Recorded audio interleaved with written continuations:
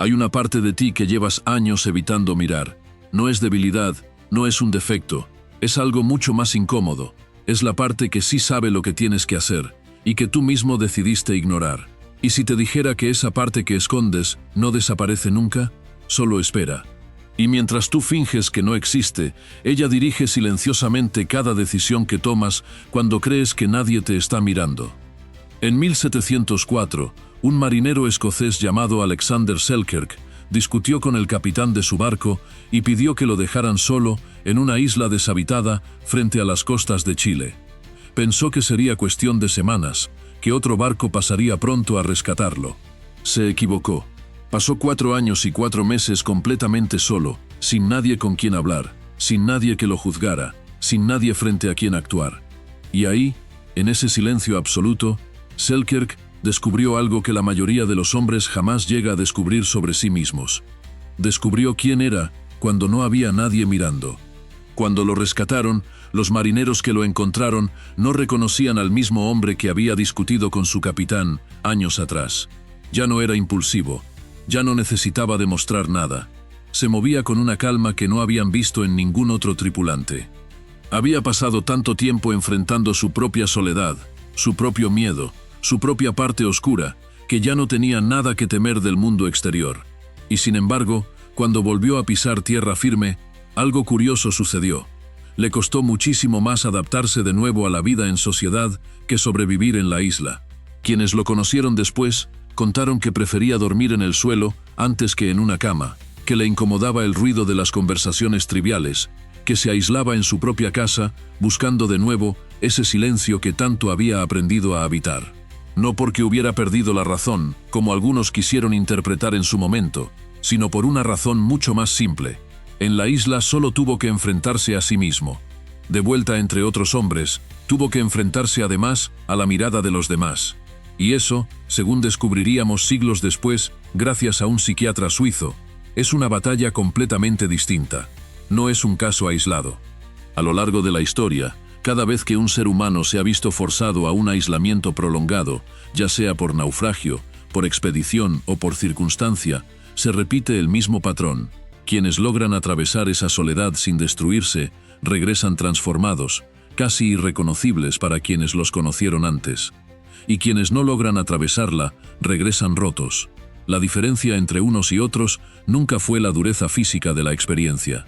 Fue si lograron mirar de frente lo que esa soledad les obligaba a ver, o si pasaron todo ese tiempo huyendo mentalmente de sí mismos, incluso estando completamente solos, lo cual, aunque parezca contradictorio, es perfectamente posible. Carl Jung le puso un nombre exacto a esa parte de nosotros que Selkirk se vio obligado a enfrentar en soledad. La llamó la sombra. Y no hablaba de algo malo ni de algo maligno. Hablaba de todo aquello que rechazamos de nosotros mismos porque no encaja con la imagen que queremos proyectar. La pereza que no quieres admitir, la envidia que sientes cuando otro hombre logra lo que tú todavía no, el miedo que escondes detrás del enojo, la ternura que reprimes porque te enseñaron que un hombre fuerte no la necesita. Todo eso no desaparece cuando lo niegas, solo se esconde. Y lo que se esconde, según Jung, no deja de existir. Empieza a controlarte desde la oscuridad. Aquí es donde la psicología de Jung y la neurociencia moderna terminan diciendo, con palabras distintas, exactamente lo mismo. Cuando reprimes una emoción en lugar de procesarla, esa emoción no se borra de tu cerebro. Se queda guardada tal cual era el día que la enterraste, con la misma intensidad, con el mismo peso, esperando el momento exacto en el que vuelva a activarse. Esto tiene una explicación concreta y se llama reconsolidación de la memoria. Cada vez que un recuerdo emocional se activa, tu cerebro tiene una ventana breve, de apenas unas horas, en la que ese recuerdo puede modificarse antes de volver a guardarse. Si en ese momento lo enfrentas, lo entiendes, le das un significado distinto, el recuerdo se actualiza y pierde parte de su carga.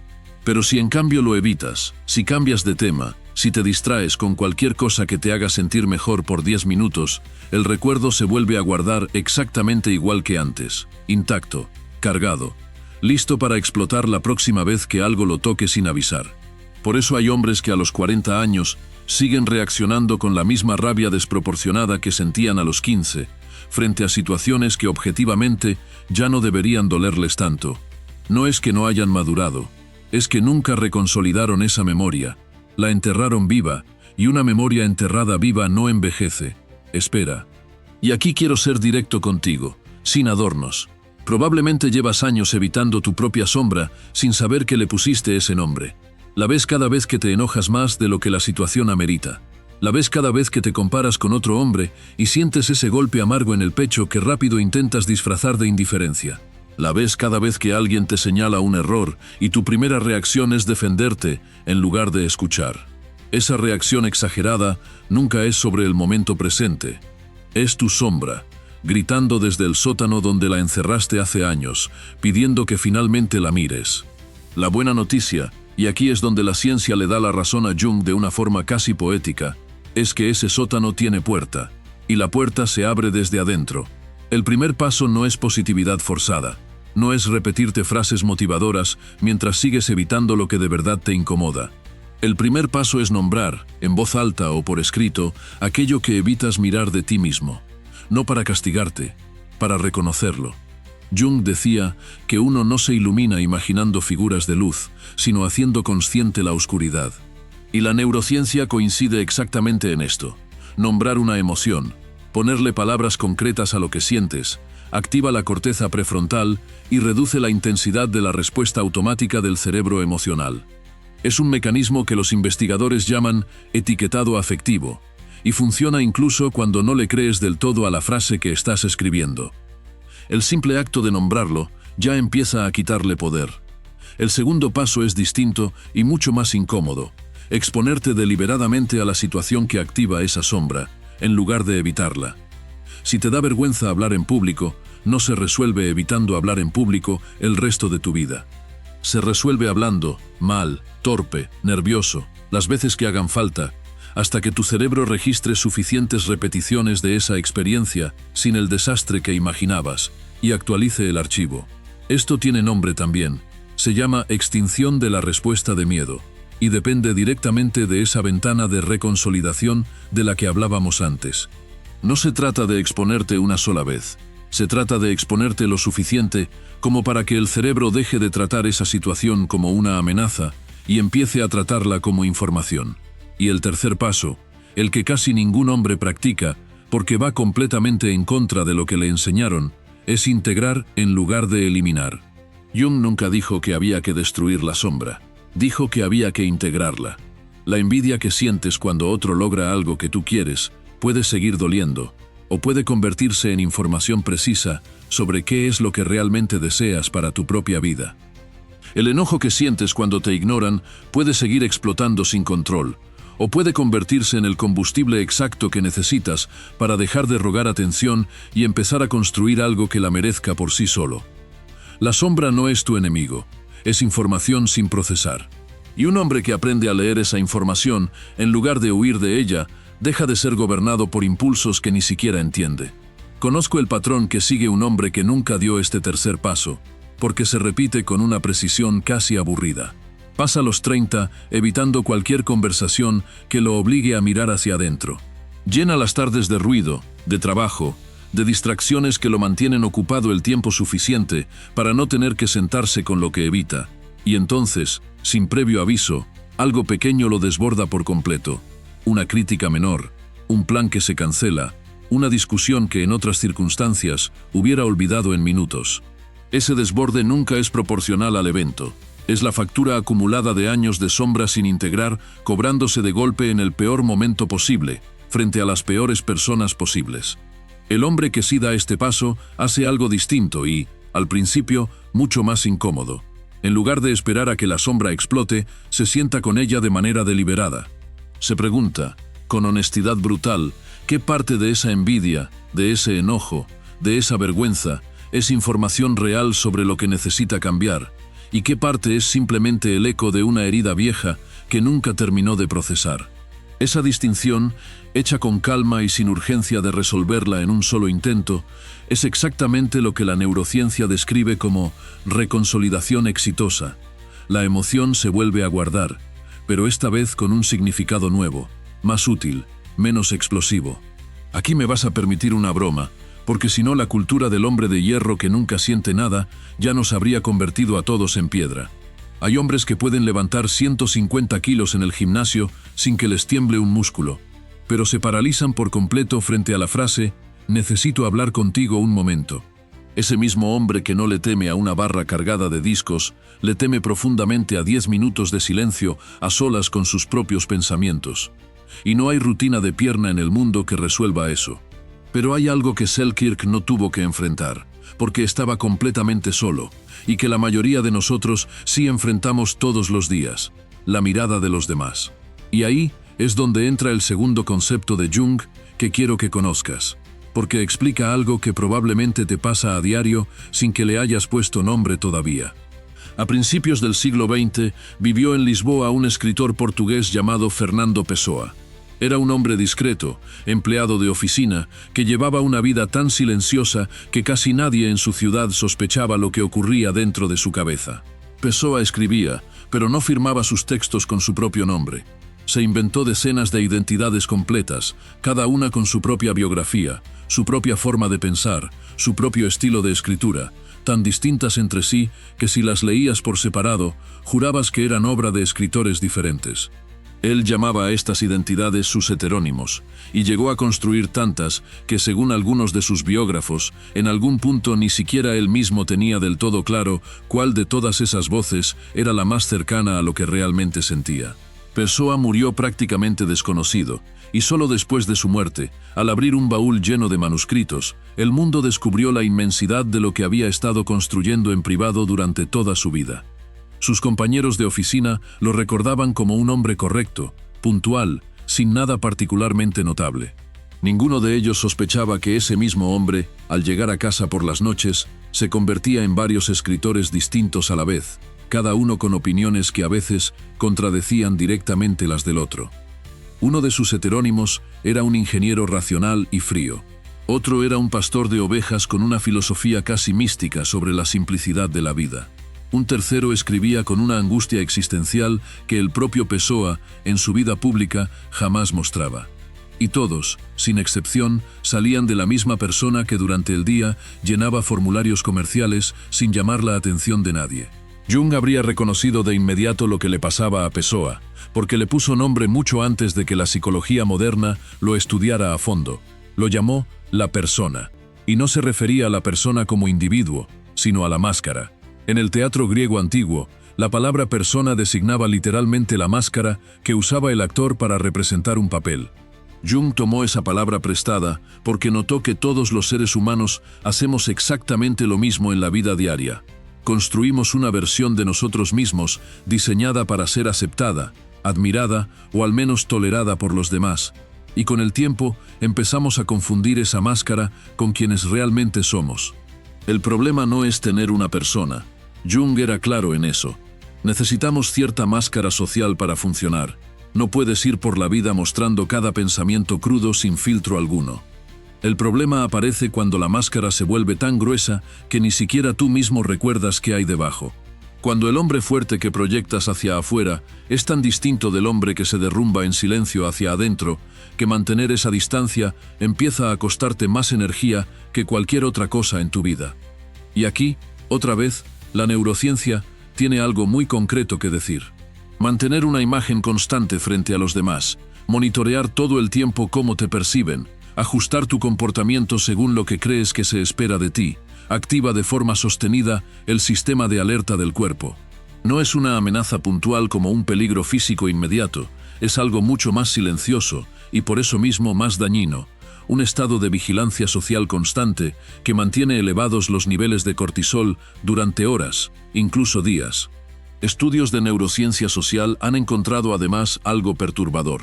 El dolor de ser rechazado, excluido o juzgado activa regiones cerebrales que se superponen con las mismas que procesan el dolor físico.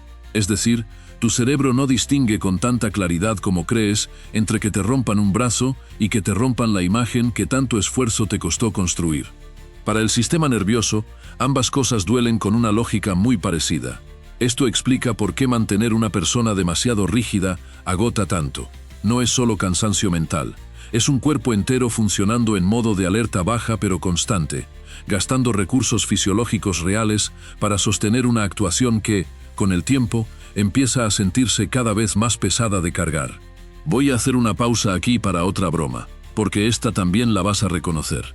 Hoy en día, no hace falta escribir bajo heterónimos como Pessoa para tener varias versiones de uno mismo circulando por ahí. Basta con mirar el contraste entre la versión de un hombre que aparece sonriendo en una fotografía, con la mandíbula perfectamente ubicada y la mejor luz posible, y la misma persona 20 minutos después, tirada en el sofá, comiendo directamente del envase, porque lavar un plato de más le pareció un esfuerzo excesivo para un martes cualquiera. La diferencia entre esas dos versiones no es mentira exactamente, es persona. Y el problema no es que exista, el problema es cuando empiezas a creer que solo la primera versión es la real, y empiezas a odiar en secreto todo lo que se parece a la segunda. Piensa en un hombre cualquiera que conozcas, o piensa en ti mismo si te resulta más honesto. En el trabajo proyecta seguridad total, decide rápido, no titubea frente a sus compañeros porque titubear se interpretaría como debilidad. En casa, frente a su pareja, sigue exactamente en el mismo papel, porque en algún momento decidió que mostrar duda ahí también sería un fracaso. Con sus amigos repite la misma versión segura, porque admitir una preocupación real rompería la dinámica del grupo. Y así, sin darse cuenta, ese hombre puede pasar semanas enteras sin un solo espacio donde decir en voz alta, no sé qué estoy haciendo, o esto me está costando más de lo que aparento. La máscara que en algún momento fue una herramienta útil para funcionar en el trabajo, terminó extendiéndose a cada rincón de su vida, hasta convertirse en la única versión de sí mismo que existe hacia afuera. Y una máscara sin descanso, sin ningún lugar donde quitársela, no protege, agota. La pregunta entonces no es cómo eliminar la persona, porque no puedes ni deberías. La pregunta es cómo evitar que la máscara termine gobernando al hombre que hay debajo. Y la respuesta, otra vez, no es dramática ni requiere que te vayas a vivir a una isla desierta, aunque seguramente hay días en los que la idea suena tentadora. La respuesta empieza por identificar en qué espacios de tu vida actúas un papel y en cuáles eres genuinamente tú. ¿Con qué personas puedes bajar la guardia sin que eso se sienta como debilidad? ¿En qué conversaciones sostienes una versión de ti que ni tú mismo reconoces después? No se trata de eliminar todas las máscaras de golpe. Se trata de asegurarte de tener al menos un espacio, una persona, un momento del día, donde no necesites actuar absolutamente nada. Hay 3 movimientos concretos que ayudan a aflojar una persona demasiado rígida sin desarmarte por completo frente al mundo. El primero es elegir, de manera consciente, al menos una persona en tu vida frente a la cual practiques quitarte la máscara un poco más cada semana. No se trata de una confesión dramática de golpe, sino de pequeñas dosis de verdad incómoda. Admitir que algo te costó, que algo te dolió, que no tienes todas las respuestas que aparentas tener. El segundo movimiento es notar, durante el día, los momentos exactos en los que sientes que estás actuando, en lugar de simplemente siendo. Ese pequeño instante de tensión en el pecho antes de decir algo que no es del todo cierto sobre cómo te sientes es información valiosa, no algo que deba ignorarse. El tercer movimiento es el más simple y el más subestimado. Pasar tiempo genuinamente a solas, sin pantallas, sin estímulo externo, sin nadie frente a quien sostener ninguna versión de ti. Ese tiempo a solas es, en pequeña escala y sin necesidad de naufragar en ninguna isla, lo más parecido que puedes construir a lo que le pasó a Selkirk. Y esto conecta directamente con el tercer concepto que Jung consideraba el más importante de todos, el que le da sentido a los 2 anteriores. Lo llamó individuación. Es el proceso, largo y muchas veces incómodo, de integrar tanto la sombra que escondiste como la persona que construiste, hasta convertirte en una sola persona coherente, en lugar de una colección de fragmentos que se contradicen entre sí. No es encontrarte a ti mismo de un día para otro con una revelación mística. Es un proceso lento, hecho de decisiones pequeñas y repetidas, muy parecido a algo que la neurociencia también conoce muy bien, la neuroplasticidad. Cada vez que eliges actuar distinto a como actuabas antes, cada vez que respondes con calma en lugar de con la rabia automática, cada vez que dices la verdad incómoda, en lugar de sostener la máscara un minuto más, estás enviando una señal eléctrica por un camino neuronal específico. La primera vez que lo haces, ese camino es débil, como un sendero recién abierto entre la maleza, difícil de recorrer y fácil de perder. Pero cada repetición refuerza ese camino, lo hace más ancho, más firme, más automático. Los ganglios basales, una estructura profunda del cerebro encargada de convertir acciones deliberadas en hábitos, van tomando ese sendero nuevo y lo transforman poco a poco en la ruta por defecto. Esto es literalmente lo que significa reconstruirte. No es una metáfora bonita, es un proceso físico medible, que ocurre exactamente igual ya sea que estés aprendiendo a tocar un instrumento o aprendiendo a dejar de esconderte detrás de una versión falsa de ti mismo. Y aquí conviene ser honesto sobre algo que casi nadie menciona cuando habla de reconstruirse. El camino viejo no desaparece solo porque abriste uno nuevo. Ese sendero antiguo, el de la reacción automática, el de la máscara reflejo, sigue ahí, y en momentos de cansancio, de estrés o depresión, el cerebro va a preferirlo, porque es el camino que ya conoce mejor, el que requiere menos esfuerzo. Esto no es una señal de que fracasaste, ni de que el proceso no está funcionando. Es simplemente cómo funciona un cerebro humano. La diferencia entre un hombre que se está transformando de verdad y uno que solo lo intenta a medias no es que el primero nunca vuelva al camino viejo. Es que, cuando vuelve, se da cuenta más rápido, se corrige antes y regresa al sendero nuevo con menos vueltas cada vez. Eso, medido en el tiempo, es exactamente lo que se ve como carácter desde afuera. Piensa en la última vez que intentaste cambiar algo de ti mismo y sentiste que a la tercera semana ya estabas de vuelta en el mismo patrón de siempre. Probablemente no lo interpretaste como parte normal del proceso. Lo interpretaste como una prueba más de que no puedes cambiar, y esa interpretación, más que la recaída en sí misma, es la que realmente te frena. El cerebro no necesita que hagas todo perfecto desde el primer intento.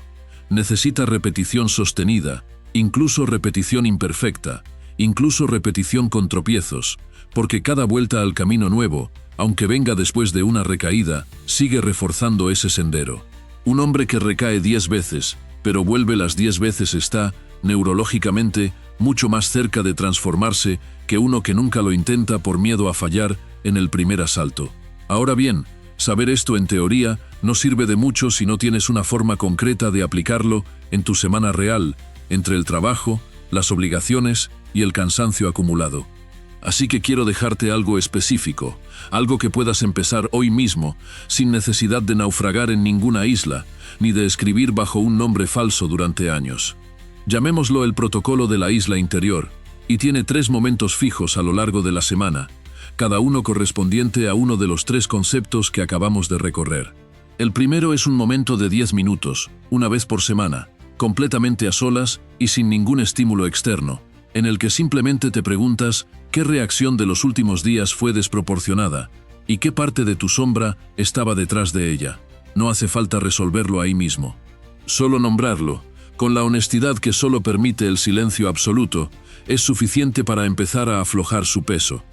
El segundo momento es identificar, también una vez por semana, un espacio concreto donde notaste que estabas actuando en lugar de siendo genuinamente tú. Puede ser una conversación, una reunión, un mensaje que escribiste con una versión más segura de ti mismo de la que realmente sentías en ese instante. No se trata de culparte por tener una persona. Todos la necesitamos en cierta medida. Se trata de tomar nota de cuándo esa máscara se volvió más gruesa de lo necesario, para la próxima vez elegir, aunque sea un poco, mostrar algo más real. El tercer momento es el más simple de explicar y el más difícil de sostener. Una sola acción pequeña, repetida varias veces en la semana, que represente al hombre que quieres ser y no al que la costumbre te empuja a ser por default. No hace falta que sea grande. Puede ser levantarte 5 minutos antes sin negociar contigo mismo. Puede ser tener esa conversación incómoda que llevas semanas postergando. Puede ser simplemente decir la verdad en un momento donde lo fácil hubiera sido decir lo que se espera de ti. Lo que importa no es el tamaño de la acción, es la repetición. Porque, como ya vimos, cada repetición es un voto a favor del camino neuronal nuevo, y con suficientes votos, ese camino termina ganando la elección por default. Estos 3 momentos no requieren una hora completa de introspección profunda ni un retiro espiritual de fin de semana. Requieren, en total, menos de 30 minutos repartidos en toda tu semana. La diferencia entre un hombre que sigue atrapado en los mismos patrones a los 50 años y uno que a los 50 años se reconoce como una versión mucho más íntegra de sí mismo no suele ser el tamaño de las herramientas que usó. Suele ser simplemente que uno las usó de manera constante durante años y el otro las conoció, le parecieron interesantes y nunca las convirtió en costumbre. Selkirk no tuvo gimnasio en su isla, ni tuvo espejo para revisar su persona frente a nadie.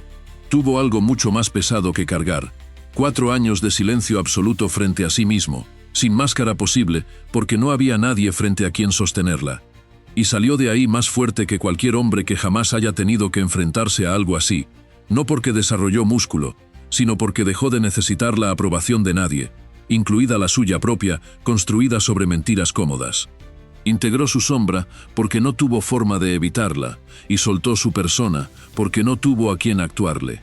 Eso, en términos de Jung, es prácticamente la definición completa de individuación forzada por las circunstancias.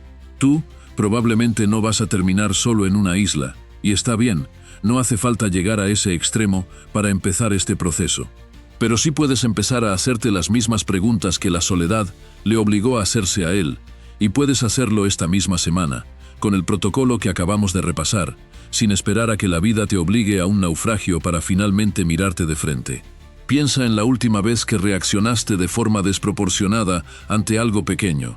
Un comentario, una mirada, un mensaje que tardó en responderse. Esa reacción no fue sobre lo que pasó, fue tu sombra, usando ese momento pequeño como excusa para finalmente hacerse notar. Y piensa también en cuántas de tus decisiones de esta semana fueron realmente tuyas, y cuántas fueron de la versión de ti que construiste para que los demás la aprueben. La pregunta que te tengo que hacer, aunque incomode, es esta: ¿cuánto tiempo más vas a seguir dejando que la máscara hable por ti, mientras el hombre que hay debajo sigue esperando su turno?